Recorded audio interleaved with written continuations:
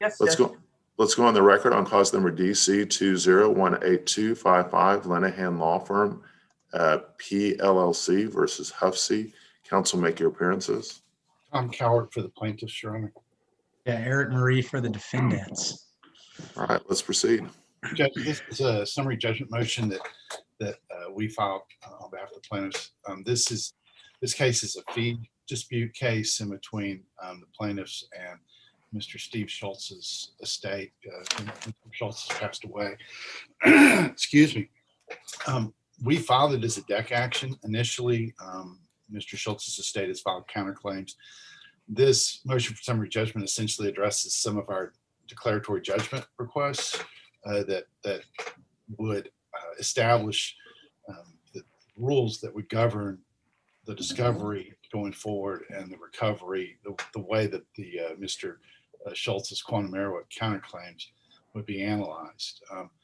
We initially filed the summary judgment motion. Then Mr. Marine and I had discussions about the issues in the case and came to an agreement, and I filed a supplement to the summary judgment motion back sometime. So really it's a supplement to the summary judgment motion that I would call your attention to. The parties have stipulated that the way the quantum Merowith damages are evaluated is a reasonable fee times a reasonable number of hours, and have agreed essentially that the Arthur Anderson factors control the calculation of that reasonable fee or the establishment of that reasonable fee, subject to a dispute on a couple of them. It's specifically, it's like factors 4 and 8 or something like that, but it's got to do with the question about the contingency fee nature of the case, the fact that Mr. Schultz's involvement in the case was pursuant to an unenforceable oral referral fee agreement or fee sharing agreement, whether or not the outcome of the case itself would be considered, and whether or not the percentage fee that would flow under the unenforceable agreement would be considered. Our position, Judge, is that the Supreme Court in Hill versus Shamoon and Norman have essentially established that or have answered those questions. The supplement and the stipulation that the parties entered into expressly recognizes that. It says, look, the only thing that you're called upon to decide in the context of this summary judgment motion is whether the Hill versus Shamoon and Norman case controls the question of which one of the Arthur Anderson factors apply.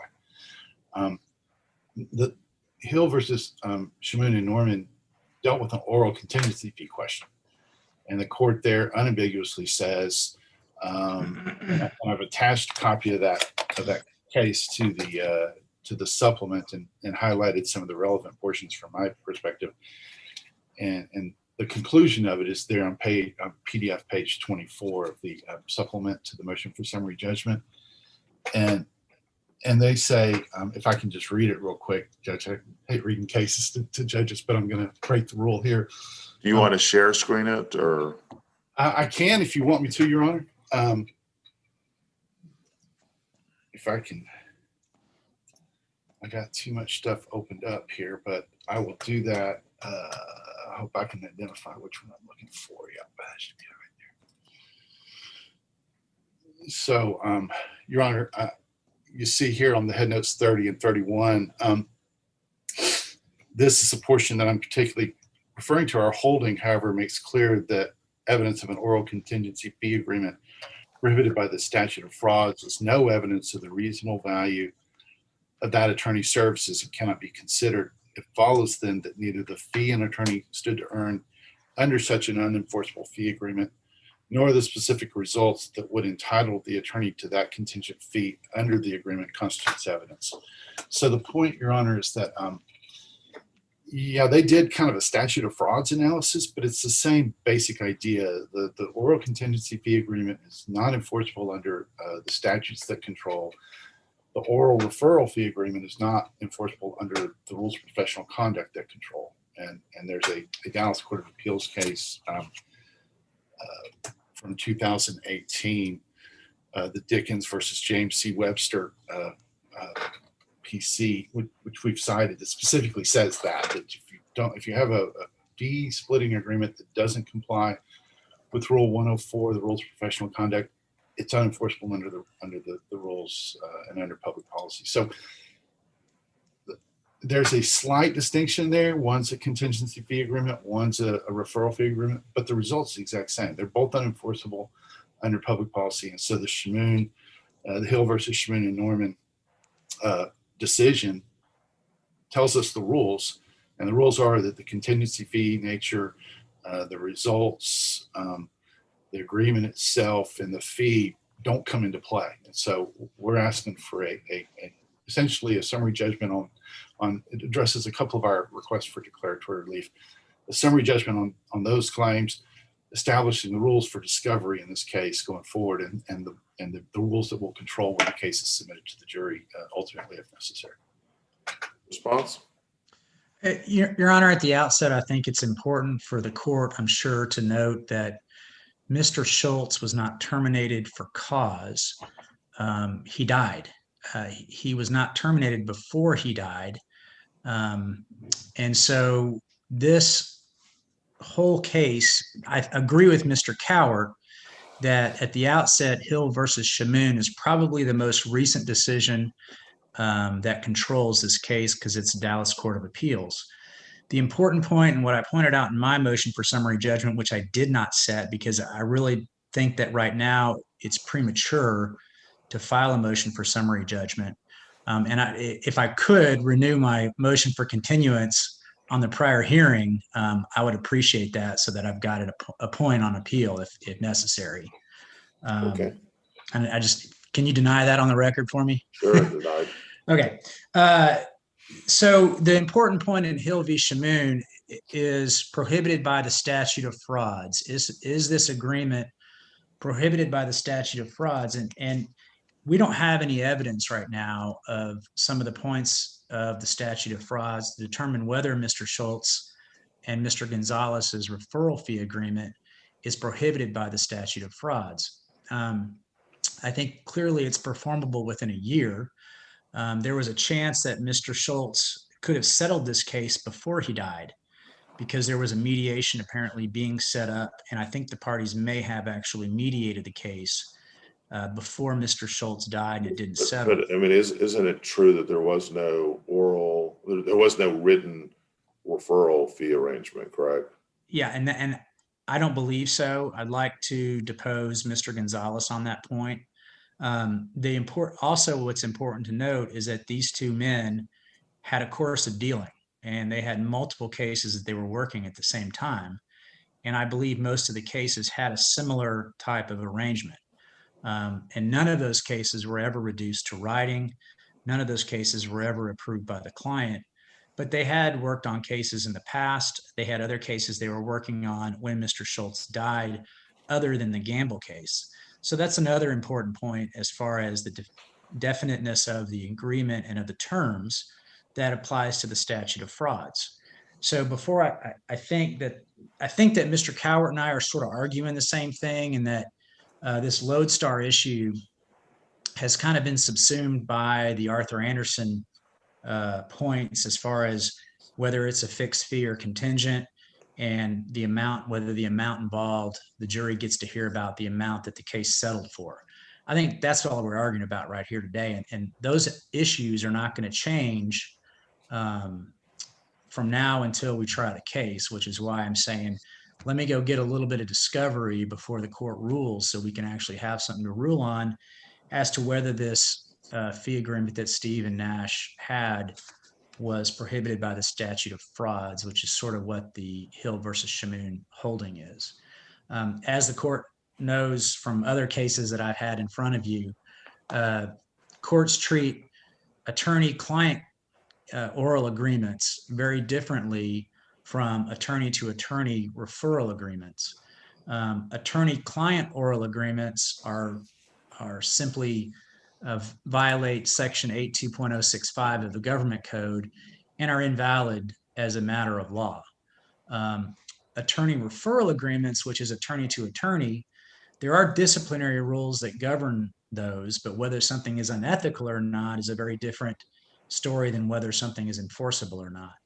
And so that's the road that I'm asking the court to take today is let me go get some discovery and give you some evidence on the statute of frauds and on this agreement before you make your ruling. All right. Well, yeah, we've been down this road before. So Unfortunately, yes, yeah, Judge. I'm gonna, and again, I had the utmost respect for Mr. Schultz. I thought he was a great lawyer. He was passionate. He cared about his clients. I think it was a tragedy that he passed as young as he did. I was truly saddened when I heard it, and I have the utmost respect for all the attorneys involved in this. But I do think that summary judgment or partial summary judgment is appropriate in this case. And if you do find, I didn't know there was even a question. I thought it was pretty much established that there was no written referral arrangement. I think the law is clear on that. And so I'm going to grant summary judgment. And so that doesn't mean the case obviously is over, but if something changes and you do somehow find a written agreement, then obviously I'd consider a reconsideration at that point. So Mr. Cowart, go ahead and prepare an order on this. If you could share that with Mr. Marie and then send it to the Rhonda. On the order, if you could say that this hearing was held on July 30th, 2021, as opposed to on this date, it makes it a lot easier for me to tag it back to the hearing date. Again, email it and e-file it with the court. You guys have any questions? No, sir. All right, No, thank Judge. you guys. You guys be safe, okay? Yes, sir. Thanks, Judge. Thank you guys. All right, Ms. Walker, how are you? I'm well, Your Honor. How are you? I'm doing well. So I guess you have visitors with you today? I do. I have the Stewart Law Group Law School summer interns, and I'd love to make an introduction of them. That would be great. I'd love to meet them. Okay, you can actually take your mics off. Kennedy Tatum, Caroline Baird, and Rihanna Bowie. Morning, Judge. Good morning. Rihanna interned for me for a bit last year. So it's good to see you again, Rihanna. How was your first year law school been? Good to see you, Judge. It has been fine. It went well. Good. Well, you're at a great firm. So I hope you're enjoying it. And Kennedy Tatum, please introduce yourself, your name, and what law school you attend and what year. Good morning, everyone. My name is Kennedy Tatum. I currently attend the University of Texas School of Law, and I am a rising 2L. Welcome Horns. All right. That was where I went to school. So, well, welcome. Where did you go to undergrad, Miss Tatum? I also went to UT, so I'm a double Longhorn. Oh, my kids are both at UT, and they're both well, possibly going to UT Law. So anyway, I hope you're enjoying it. It's a great law school, and you're also at a great firm. So please welcome. You're welcome here. And Miss Baird, where do you go to school? I am a rising 3L at Oklahoma City University School of Law, and I went to undergraduate at Texas A&M. Well, all of you, welcome. We had our pretrial conference that we're still kind of in the middle of right now. And then we are going to be hopefully finishing our hearing docket. But you're welcome to stay as long as you like and watch. Miss Bowie has seen me in action a number of times. And so she's familiar with all this, but hopefully this has been a learning experience. And you guys are welcome. And thank you so much for coming today.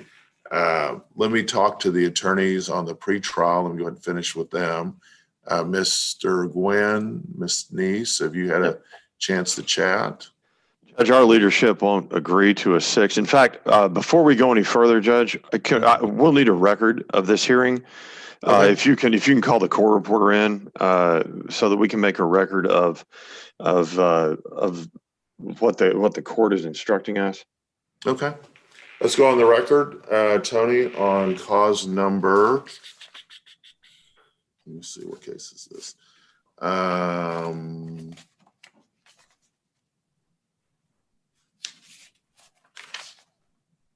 What is the cause number on this case? Judge, it's DC 2001257. There it is. Okay. Smith v. Bowen. Counsel, make your appearances. Heather B. Banahan Meese on behalf of the plaintiff, Christopher L. Smith. Stephen Gwynn on behalf of the defendant, Joshua Blake Bowen. Okay, so this is just to announce that you guys, we've had a discussion off the record. You guys are called down for trial on Tuesday. You'll be on standby until we have a new COVID plan that's been put forth by our local administrative district judge, where there'll be one, as I understand it, 140-person jury available per day, which would allow us to do a 12-person jury. I've told the parties that they'll be on standby until we can get one. So you guys are called down for Tuesday. We'll let you know the day before if you are going to trial. We won't know. We have to call in.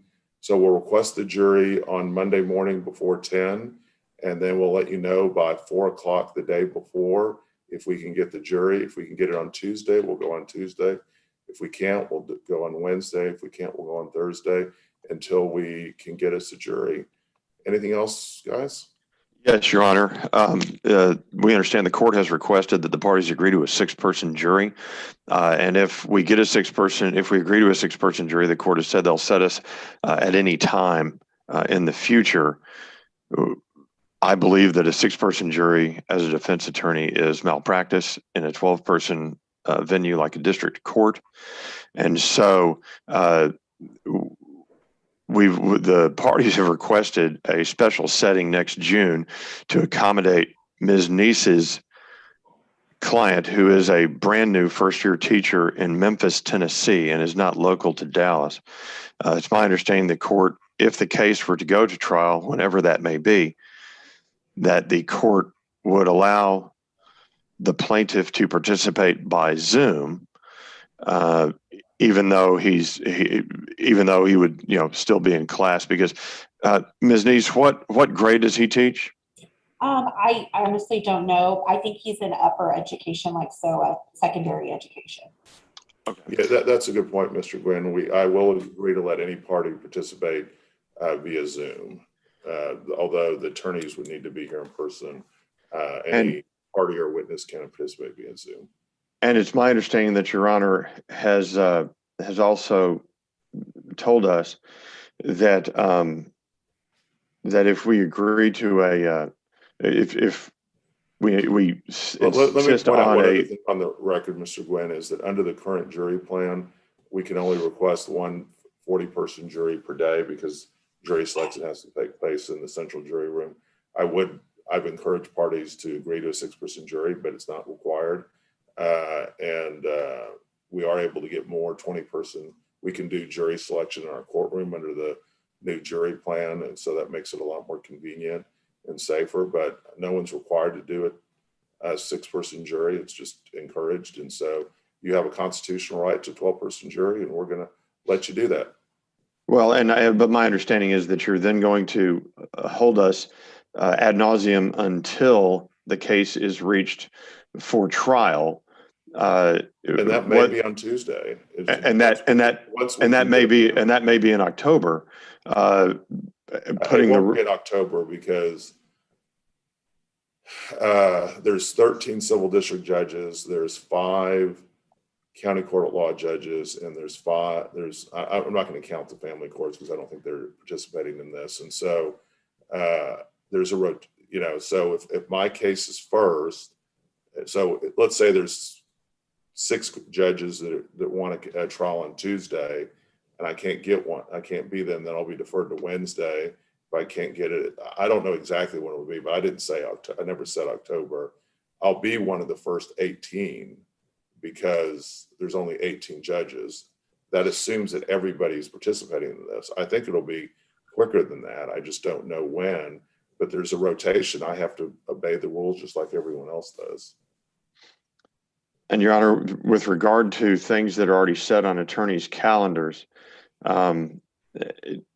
the court, I guess, is of the opinion that this trial takes precedent over anything else that's been set on an attorney's calendar, no matter what the time. That has always been the case in Dallas County, that trials take precedent over depositions. And that's the only thing that's been brought up.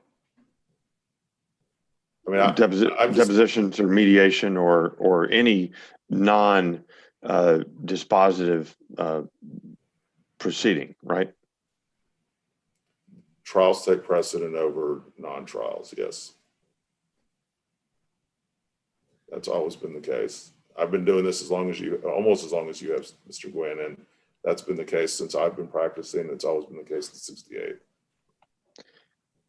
Okay, so I want to, if we have not heard from the court by 4 p.m. on Monday, you're to call the court between 4 and 5 on Monday to find out if we got a jury. And then if we don't get a jury on Tuesday, then you're to call the court between 4 and 5 on Tuesday to see about Wednesday. And then if we don't get a jury that day, you're to call between 4 and 5, because that's the system we have. That's the system that's been set up.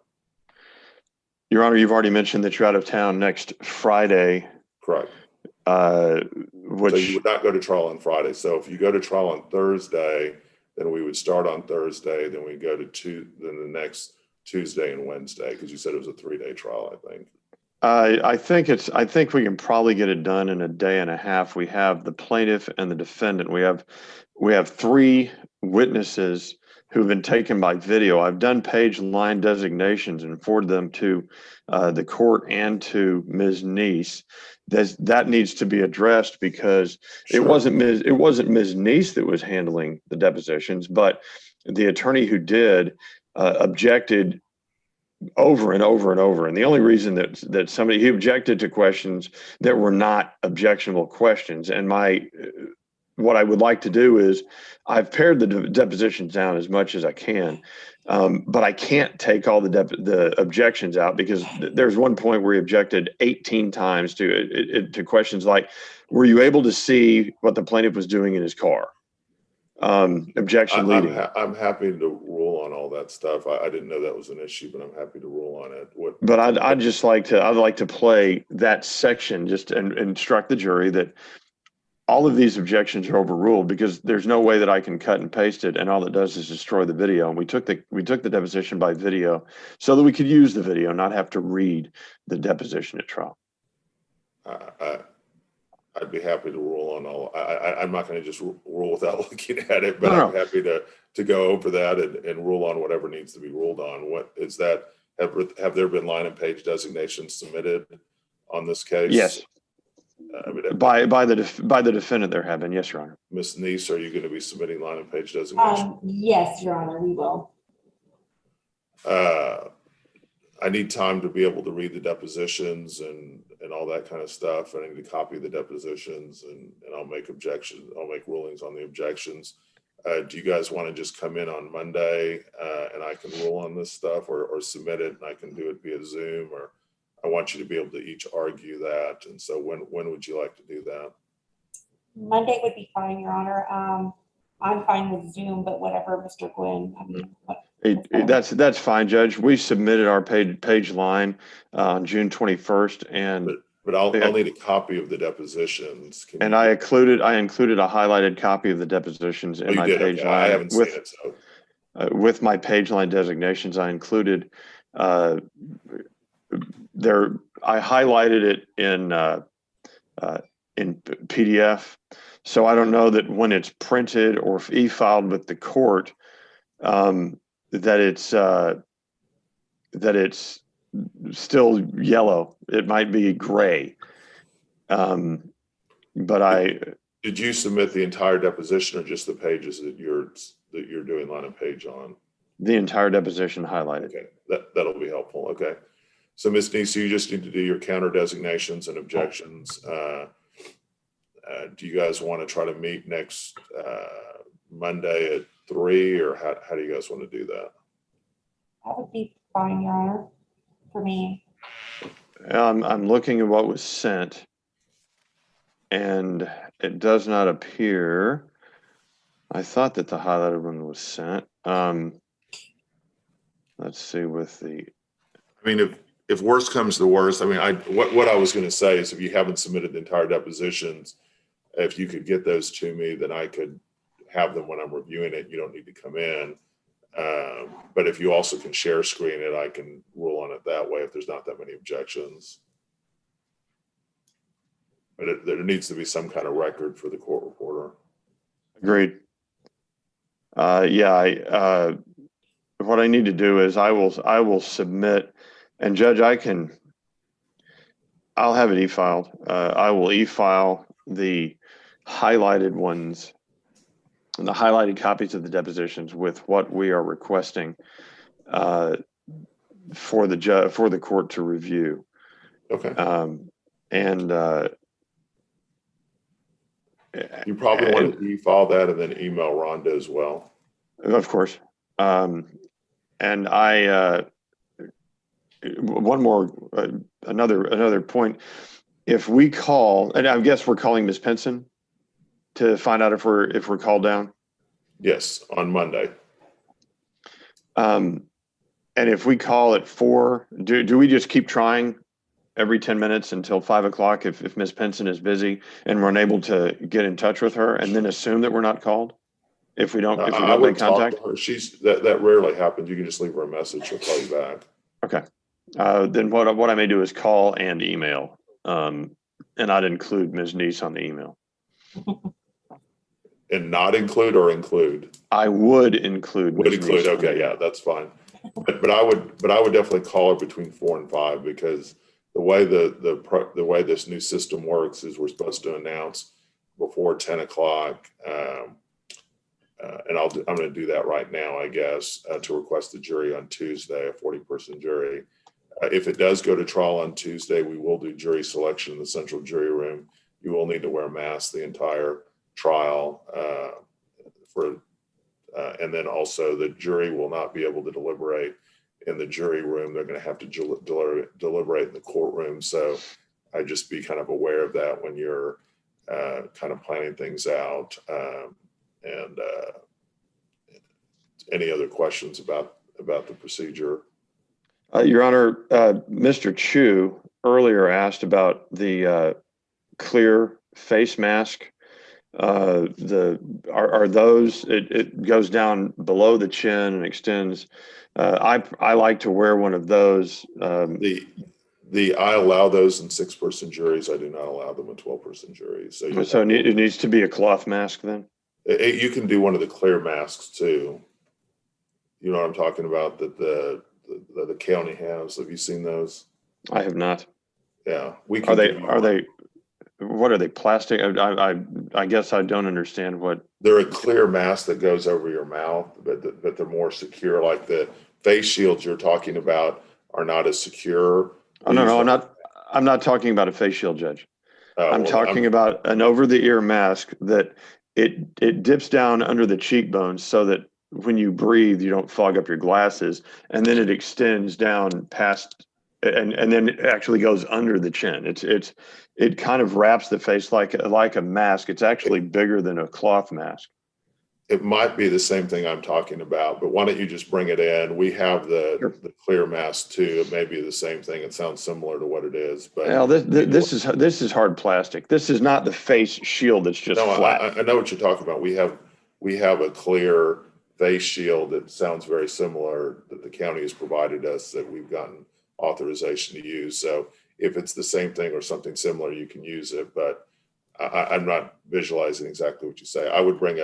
If I were you, I would bring that if you want to use it, and also a cloth mat just in case. Oh, sure. I'll bring a couple and we'll show you what we have, and you can use that as well. We have extra ones of the clear mask that you can use if you'd like.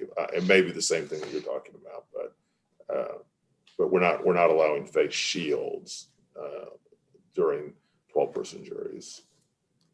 But it doesn't sound like that's what you were talking about. No, that's not at all what I'm talking about, Judge. I can understand why on the face shield.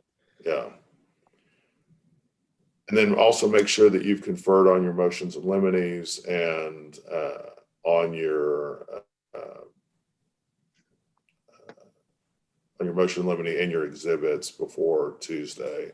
Okay. And I just want to make clear that if you wanted to move this to June and we're in green, which I think most people think we will be, you don't have to do a 12-person jury. I don't know if that was clear. So, or sorry, you don't have to do a 6-person jury, but I understand that you're so opposed to that. So let me understand that you're correct. If we were to agree right now for a 6-person jury, you're not going to hold that to us in June. Is that what you're saying, Your Honor? If we're in green, but if we're So if we move it to June, and we're in green, we can have a 12. But if we move it to June and we're not in green, we're automatically agreeing to a 6. Is that what I'm hearing? That would be my suggestion. It's not a requirement. It's just a suggestion. Well, I'm giving priority to 6-person juries until we're out of COVID. So you don't get priority until, because I just think it's safer to try those, and I have to make a decision on which cases I'm trying. And Judge, the cases that were ahead of us on the docket, did all of those settle? I know that there was one that had not settled and was. Let me see. That's a good question. I don't remember where it is on the docket. Mr. Shumack, and Mr. Allen. And Mr. Allen, I think that case is actually right ahead of you, so they would be first. So I guess they would go and then you would go, but I don't know if they've reached some kind of agreement. Mr. Allen, where are you in the process? Still working on getting it. In fact, I may be getting a phone call right now. Hold tight. Okay. I'm so sorry. That's okay. So Judge, if Ms. Neese and I agreed to set it special setting sometime in June of 2022, Mm-hmm. and then it turns out we're in a color that's not green, I agree with you, Judge. I certainly hope we're not dealing with this next June. But if that is the case, I would still want a 12-person jury because I can't agree to a not 12-person jury. That's okay. That's okay. I think it's moot. I think it's moot that in next June we're not going to have that issue. But if we got there, I couldn't agree. I couldn't come to an agreement. That is totally your prerogative. I totally understand, and that's why we're giving you your constitutional right to a 12-person jury. And I'm sorry, Your Honor, I'm just confused. I thought you said that if we agreed at this time to a 6-person jury, we could get it specially set for next June. And then if the level is green, correct, we can have the 12-person jury. Is that what I'm understanding? If it's still green, if it's green in June, which God, I hope it's green by June. I mean, that's almost a year from now. Right. But if this, I mean, I don't know what the future is going to hold. I thought we would be in green by next month, but with this new Delta variant, I just don't know. I have to be able to try cases. And I know that there's a 5% chance, Mr. Gwynn, that we may not be in green. I can't. Then we're exactly in the same situation now. So that's the situation. But I understand if you don't want to, I'm really trying to be reasonable here, but I'm also trying to be safe. And so I'm trying to work with you guys, but you know, if you don't want to do it, I'm not going to force you. I'm just going to give suggestions on how we could move forward. It seems like a fairly, reasonable thing to do is like, look, and I imagine if we're still not in green by next June, we have a lot of other problems. I mean, I can't imagine we're still gonna, because if we're in red, also one other thing, if we're in red next June, then we wouldn't be going to trial anyway. So it'd have to be, we'd still be in orange or yellow. I mean, that's horrible scenario to contemplate. But anyway, but I'm totally fine if you guys want to go to trial next week and you want to do a 12-person jury, that's okay. Judge, right now the county's in orange, right? We're in orange. Well, we're kind of in orange. We're orange for unvaccinated people, and we're yellow for vaccinated people. But the way the local administrative district judges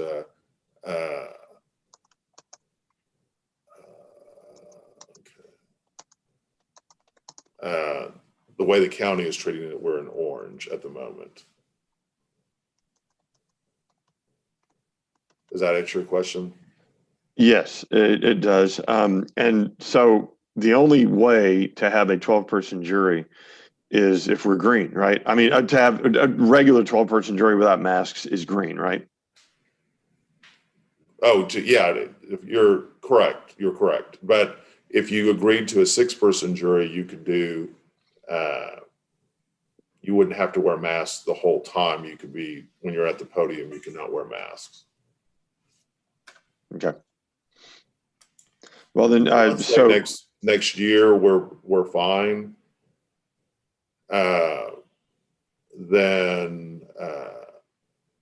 Then of course, if we get to green, then you're not going to have to you're not going to wear any type of masks.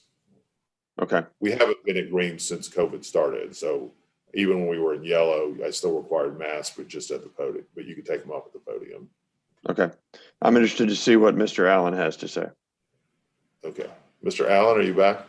I'm back. I don't have anything good to say, unfortunately. The call was to let me know that the one last person that needs to weigh in on this is currently in a meeting. We have told them, I'm so sorry.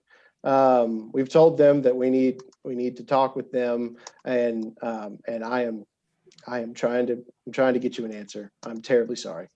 So that was the update. We're still working on it. I will say, Mr. Schumack and I have worked things out as far as if we are able to agree. He and I have been able to work out what date we would want to pick and all of that. So I'll either be able to tell you I can agree and we can get you a plan, or I can tell you that I'm unable to agree, and we will be on standby. Okay, great. Just keep me updated. Thank you, Your Honor. We'll go to the next hearing then.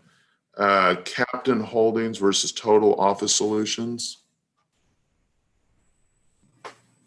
Anyone here in that case? Yes, Morning, Your Honor. Is Mr. Jumper here? Yes, Your Honor. Good morning. There we go. And then is Megan, I think it's, I can't read this, O'Laughlin. I think I saw her as well. Yes, Your Honor. There you are, Miss O'Laughlin. Good to see you guys both. All right. Tony, let's go on the record on DC 212653. Capitan Holdings versus Total Office Solutions. Counsel, make your appearances. Plaintiff is represented by Megan O'Loughlin. Morning, Your Honor. This is Russell Jumper here on behalf of the defendant, Total Office Solutions. All right, let's proceed. Hey, Your Honor, this is a motion to compel that we file. The defendant. We submitted our initial request for production interrogatories back in May, I believe. The responses were initially due June 4th, beginning of June. After multiple representations that we were going to get documents several times, nothing happened. We didn't receive anything at all, even though the responses ultimately indicated that responsive documents would be produced with respect to a good portion of the requests. And ultimately, we had to file a motion to compel when we hadn't received any documents at all. And so we're coming up on around almost 60 days from the initial due date of these requests. Last night at about 4 o'clock, there was the first production of anything at all, a few hundred pages of documents, which I've scanned through and haven't had a chance to fully process, but there are a couple of issues that are still remaining. And so we've got first, I'm unsure if anything was withheld with respect to some of these requests. That's something that I just simply haven't had a chance to confer with Ms. O'Laughlin on yet, and we'll endeavor to do that. But anything that has been withheld in response to requests where they indicated they would produce documents, we certainly want that produced. But more substantively, there were requests for these financial documents that were listed or identified in their initial disclosures. And those financial documents are important. This is a case where the plaintiff is claiming that my client hired a couple of individuals in violation of a non-solicit provision, and their damages, they claim, are lost sales from these individuals. And we've sought financial documents that would reflect those sales, that would that they indicated they were relying on in in order to prove their damages. And from my review of the documents, I found a single page that had some numbers on it, but certainly far from anything that would demonstrate those damages. And so that's certainly one, and that was request for production 19 in particular. And then there was another request for documents reflecting the job responsibilities of the individuals who are at issue here, which are pretty important when it comes to. Why don't we do this? So let's go ahead and just share screen each of the requests that you want me to rule on, and I can rule on them. Sure.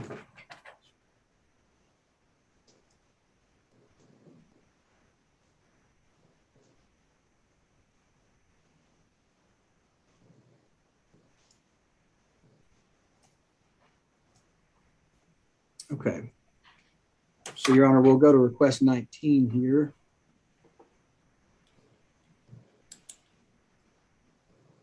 If the court can see, I'm highlighting the responses. Can the court see that, Your Honor? Yeah. Excellent. So this is request 19, and it relates to the initial disclosures that the plaintiff made, and just requesting that they produce those documents that were identified as documents. And they haven't objected. So I guess the question is just, Mr. O'Loughlin, when can you produce those documents? Thank you, Your Honor. We can certainly produce them timely next week. Okay. I apologize. I've never been in this position before, but I don't want to make excuses. I've just been sick for the last 2.5 months. And so that is the reason for the delay. Okay. Are there, I guess, what other ones are we dealing with? So, Your Honor, there's that request, and then let me get you to request number 7, which was the documents reflecting the complete job responsibilities of these individuals. And again, our entire motion to compel was really addressed at these requests where the plaintiff said, we'll produce responsive documents. And so we've so for all of the documents, Ms. O'Loughlin, can you get them to opposing counsel by next Friday? Yes, sir. Okay. Does that resolve all the issues? Can you just prepare an order on that, or is there anything else we need to rule on? I believe, Your Honor, I can prepare an order on that, and I'll confer with Ms. O'Loughlin on the ones where it's unclear to me whether they have withheld anything or not, and just get confirmation from her if they have or haven't. We have not withheld any documents. I can make that representation. Okay, then, well, I can prepare an order on that. Your Honor, we did request the fees that were associated with the need to file just this motion to compel, just because. I'm not going to grant fees if this becomes a pattern, and then I'll look at fees. But at this point, I'm not going to grant fees. So make sure, Mr. Jumper, that you include in the order that this was heard on. So instead of at the beginning on this day, but on July 30th, 2021, and then make sure that you share it with Ms. O'Loughlin, and you follow it with the court as well as email. And yes, Your Honor, to be clear, you'd like the order to reflect that for the requests to which the plaintiff responded, responsive documents will be produced. They'll produce documents by next Friday. Correct. Understood. Yes, Your Honor, I'll prepare that and circulate it to Ms. O'Loughlin, and then provide it to the court once I get her approval.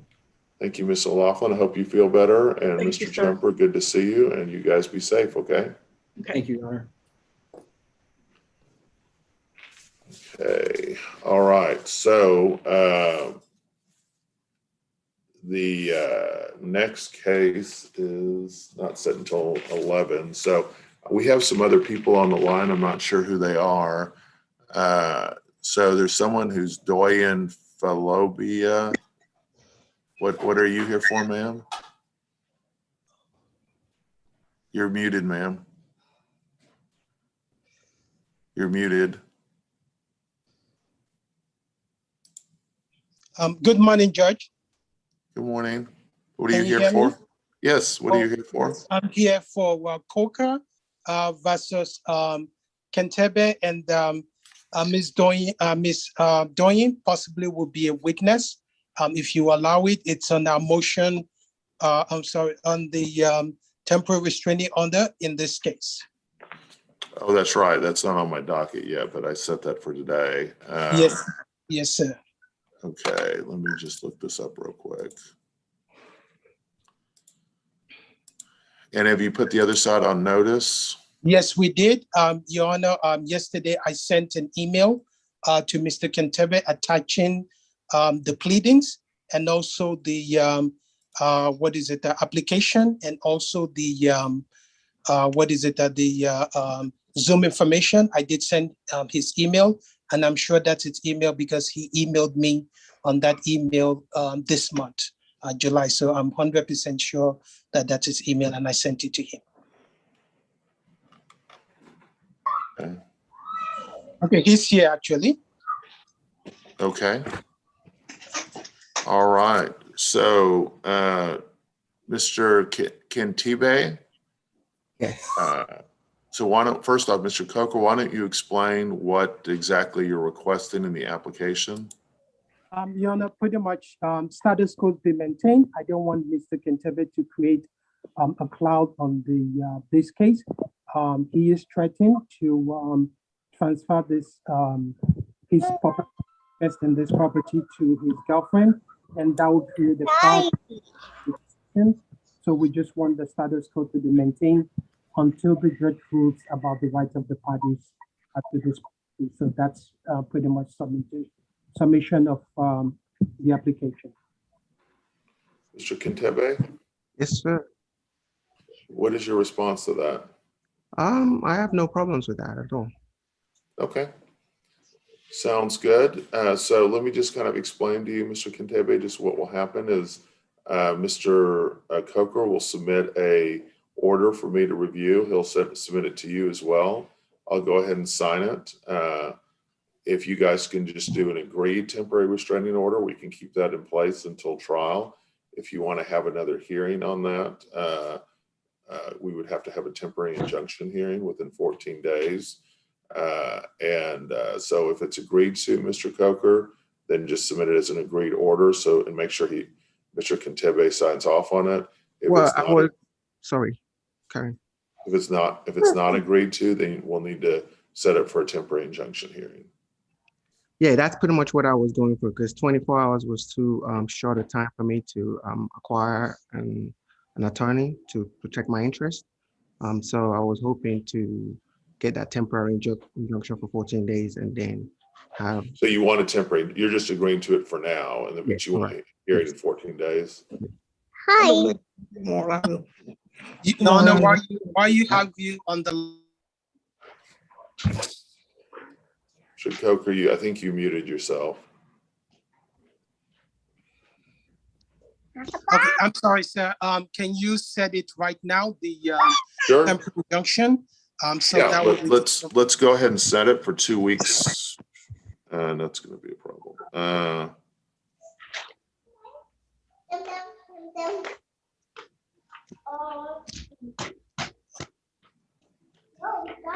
Your Honor, August 9th, 16th, that week, I'm fine with that. Any day you want to choose on that.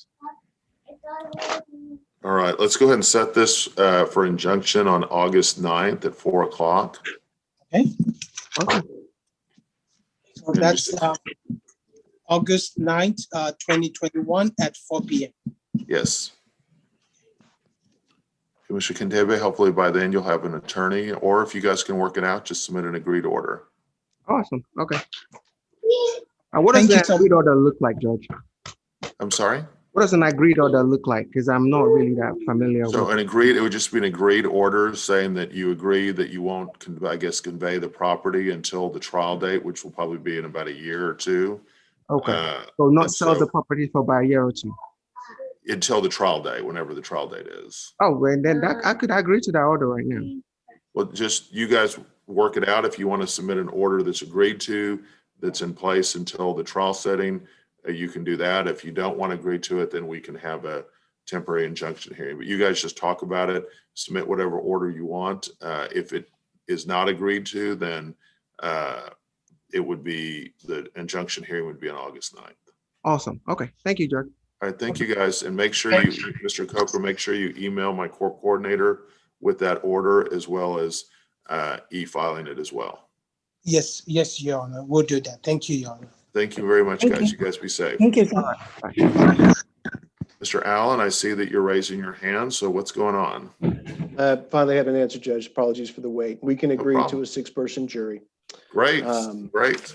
So Mr. Schumack When and I conferred. We were hoping to get August 17th as the trial date. August 17th. Let me look that up right now. Thank you.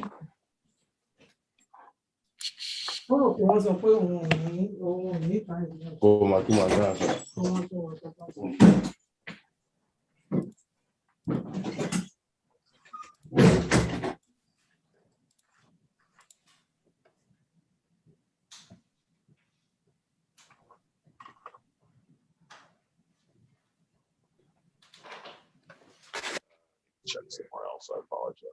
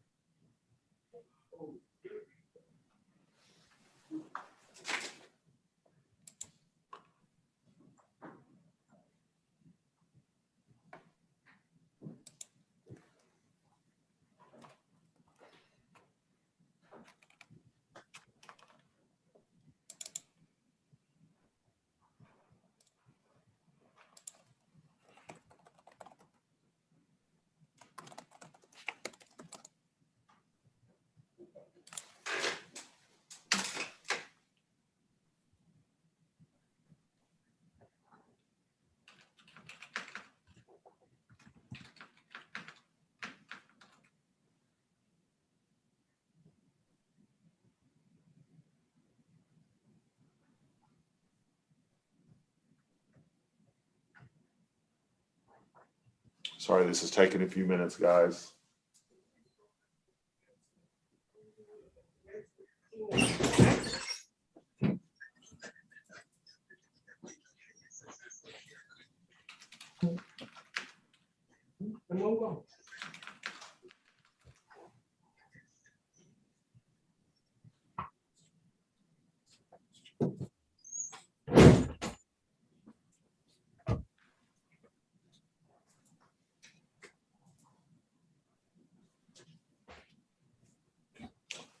Oh, no. So we do have, that's the date we have that other special setting. I could do the 10th. I could do the, I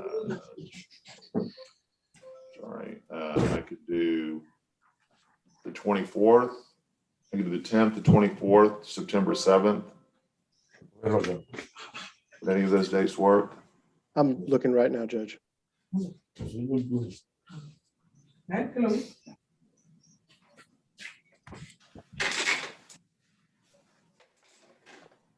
September 7th works for me.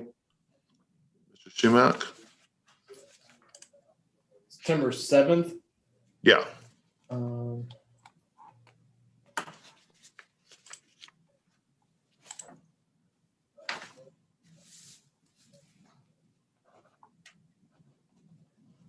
Yeah, I mean, we haven't been called to trial in any other cases, so it's open right now. Special set 6-person jury. Okay. Tony, are you ready? Yes, Judge. All right, let's go on the record on cause number DC 1919487, Hicks v. Walton. Counsel, make your appearances. Griffin Schumack for the plaintiff. Zach Allen for defendant.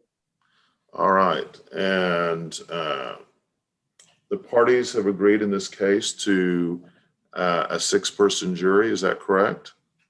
Correct. Yes, sir. And that we've agreed to specially set this case for you guys on September 7th.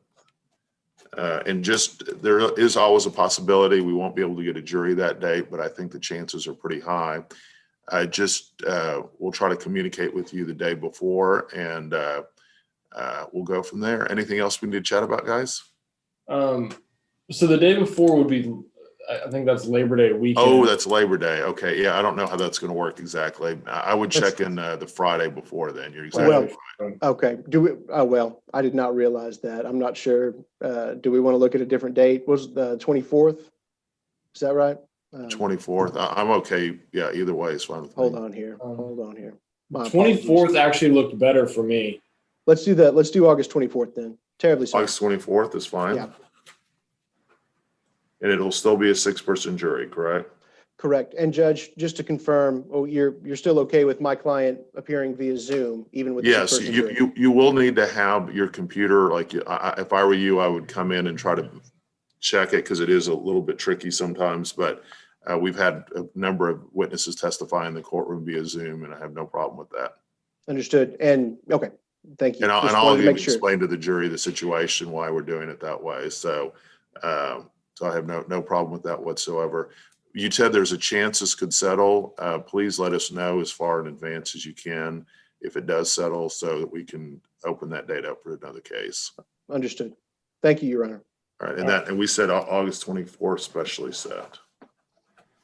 Okay, thank you so much, guys. I'm glad you were able to work it out, and we'll see you on August 24th. Thank you, Judge. May we be excused? Thank you. Okay, so that moves you guys up to number 1, Ms. Neese and Mr. Gwynn. So we will, anything else we need to chat about, guys? Yeah, Judge, I want to make sure that that I'm clear on what we're about to do. We won't know until sometime today whether or not we have a jury on. We won't know until Monday after 4 if we're going to have a jury on Tuesday. Monday after 4. And then if we do not have one, then we'll call Tuesday after 4 and then Wednesday after 4, but not Thursday after 4 because the court is not, Your Honor is not here on Friday, right? Correct. What is the schedule of the court and Your Honor over the next 3 or 4 weeks so that we can know in advance when we don't need to call? Because there's other trials. For example, you've got a special setting on the 17th. You just set one on the 24th. Yeah. That's a good question. And I want to make sure we're still on the record, right, Judge? No, we're not, but we can go back on the record if you want. Yes, I'd like to please go back on the record. Let's go back. Tony, let's go back on the record on this case. This is cause number DC 201257. Again, we don't know for sure that the special setting will go, but I would call in, yeah, definitely Monday, Tuesday, Wednesday, and then you don't need to call in on Thursday if it goes that far. And then the next Monday the 9th. Yeah, Monday the 9th, I would call in just because the other case may. So yeah, I would start calling in the next week. So that would be my suggestion, but you may not go because of the special setting. Okay, and Judge, when will your place in the rotation for getting the central jury room? Monday, I don't know. How is that decided? I mean, that's decided by as I understand it, the presiding judge of the central jury room that makes those decisions. And is there going to be a schedule that is then forwarded to the courts? No. So it's like on a daily basis, Judge Moore is just going to decide who gets to pick? It's Judge Tillery. Judge Tillery, sorry. So Judge Tillery is going to decide who gets. And it may be somebody in the central jury room. It may not be him, but somebody at his direction. It may be somebody in that office, or the office of the central jury room. So, but it's not me. No, I didn't think it was. I was just wondering, is somebody going to, because we all saw the calendar grid that was put together. There's not going to be a grid this time. Okay. Okay. So our marching orders are to call in starting Monday. Can we call or email or do both? I would call between 4 and 5. Okay, we'll call between 4 and 5. Email too, but I would suggest you call between 4 and 5. Next Monday, Tuesday. Okay, and so we'll just see. I'm going to go ahead and make a request. I'm going to email the central jury room right now and tell them we're requesting a 40-person jury for Tuesday, and we'll find out by Monday at 4 if we get it. Okay. So other than, if we do not get it, then if we call on the 9th, then at that point, we'll get the court schedule as to when we need to call the rest of that week. The 9th. Because you have a trial setting on the 10th and you have a trial setting on the 17th and the 24th. It seems to me that if they're going to go, we just need to call on Monday. If I were you, and this is just like any other trial setting, Carlos Bolito is the plaintiff's attorney on that case, and Charlie Hodebeck is the defense attorney on the special setting. You may want to check with them on their status on whether or not they're going to go. But they've agreed to a 6-person jury, so I'll probably for that Tuesday request a 20-person panel as opposed to a 4, because I can't request 2 panels. So that day, unless I'll probably request it the day before, but so we'll know the day before. I mean, it's just, this is the system. So we're just going to know the day before. So but let's say that case goes to trial, but they settle after 1 day, then we would request a panel as soon as we could, but we have to request a panel before 10 o'clock the day before. So let's say it settled at 3 o'clock on Tuesday. We couldn't request the panel for Wednesday, but we could request the panel for Thursday. For Thursday. And so we wouldn't need to call Tuesday, we'd need to call Wednesday. Yes, of next, I would say, yeah, next week, Monday, Tuesday, Wednesday. Okay. And as far as Your Honor being out of the office, is right now the only date that we know for sure you're out is the 6th of August in the next month that I'm aware of. Okay. And that, again, that's subject to change. I get that. And then finally, Ms. Neese does not have, I don't think is going to have the ability to have her client present in the courtroom and may not be able to have her client present by Zoom. And Heather, you can speak to that. Yes, I'm going to talk to my client, Your Honor, but it's my understanding that he may not be able to appear via Zoom. And if that's the case, then would it just be the procedure that we would read his transcript to the jury?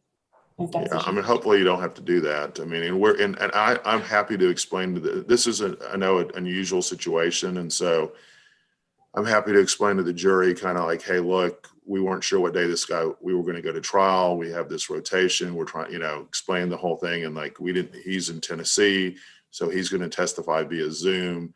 Or he's in Tennessee and he can't be here, so we have to read his deposition. I'll explain to the jury all of that stuff, just so they understand kind of what's going on. This is very unusual circumstances. Okay, fair enough. Then we will call in on Monday at 4-ish and find out if we're going to trial on Tuesday. Well, after 4, because we won't know until 4. Okay, 4th. Now, and I see Ms. Pinson is on the call. Ms. Pinson, if we call at 4:30, is that too late? She'll be here till 5. She can't respond. She's not. Okay. She's at a conference right now. She's just listening. Oh, okay. Okay, fair enough. Okay, so so she's here until 5. Okay, fair enough. That makes sense. Or she's usually here later. She's a very hardworking court coordinator, but she's usually. But it'd be safest to call by 5. Okay, we'll do that. We'll call between 4 and 5, 4:30 and 5. Okay. Good luck, guys. We'll see you. you. All right. Thanks. Thank you. Talk to you soon, Heather. Bye-bye. All right. Thanks. Bye-bye. Bye. Ms. Walker, good to see you. Ms. Tatum, Ms. Baird, any other questions you guys have? No, Your Honor. Thank you so much for allowing us to participate. It's been a wonderful experience for our interns.